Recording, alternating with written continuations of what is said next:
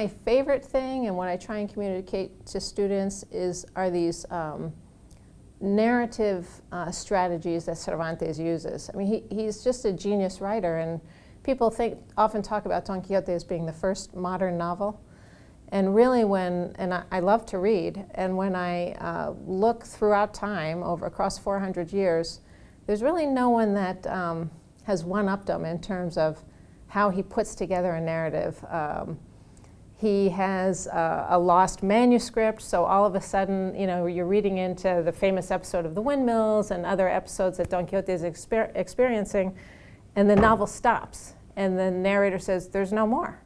That's it. And so then you go to a different narrative level, and he's on the streets of Toledo in a market, and he finds in a basket a picture of Sancho that's written in Arabic and has to have this interpreted and then translated, and then the story can continue. So those kind of fun narrative plays really makes that novel special. I've heard that was the first modern novel, and I've also heard someone else claim that Madame Bovary was the first modern novel. But you would say no, Madame Bovary is not the first modern novel. Well, it's first of all written after Don Quixote, so there's that, and I would just reference again, what makes a novel, and a lot of that is the narrative voice, right?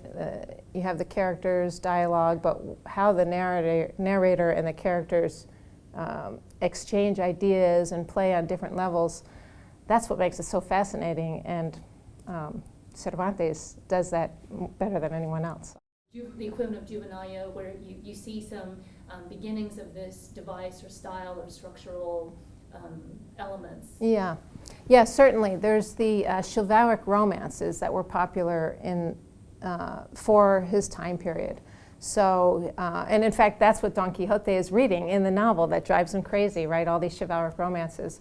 And so in there you have the sort of beginnings of what we now think of today as a modern novel. And so he just takes that, to a different level.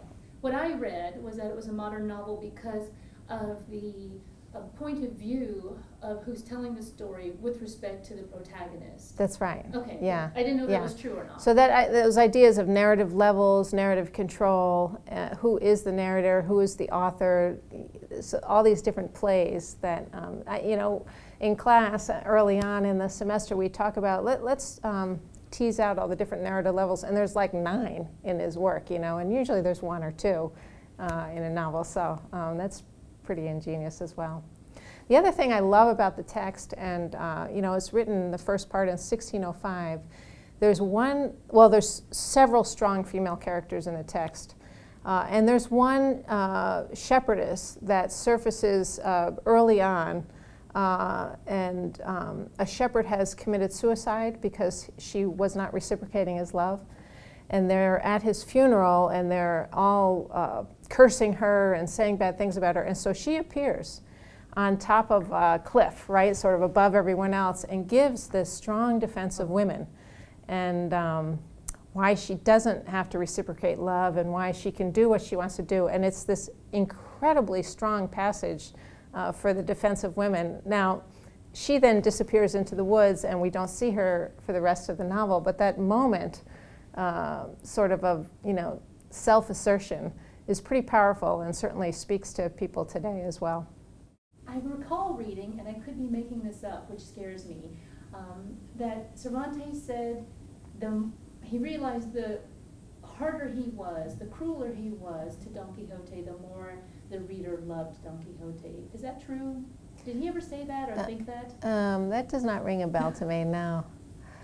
There was, though, you're making me think of, so the first part 1 comes out in 1605, and in 1614 a false edition of Don Quixote is published by another writer.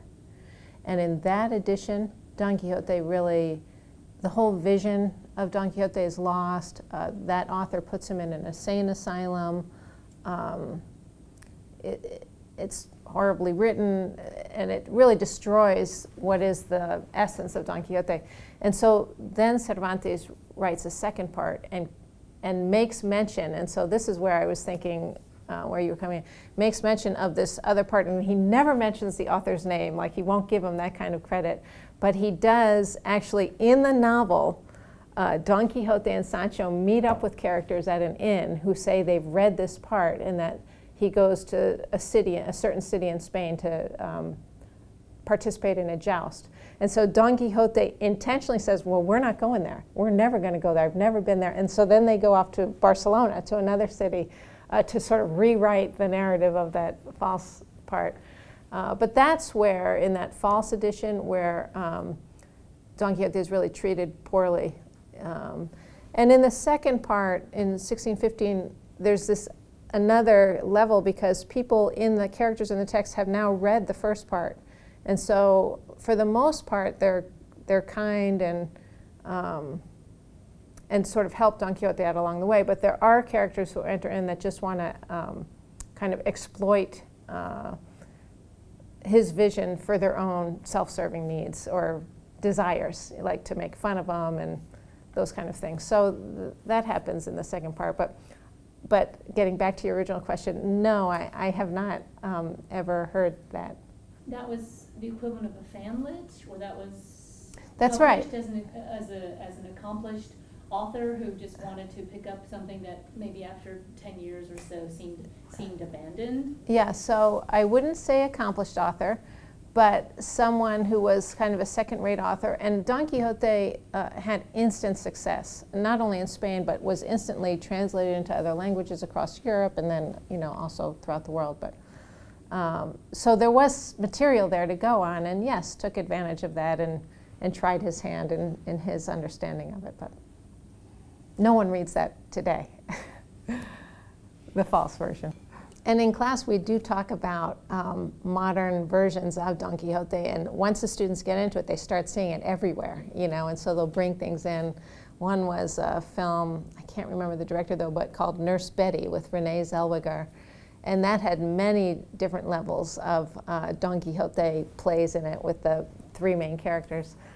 Another is Terry Gilliam's movies. In fact, he made a Lost in La Mancha, right, or started to make that movie. But so students look at that, Monty Python, of course, Woody Allen movies. So a lot of overlap between that novel and then modern cinema or the small screen today.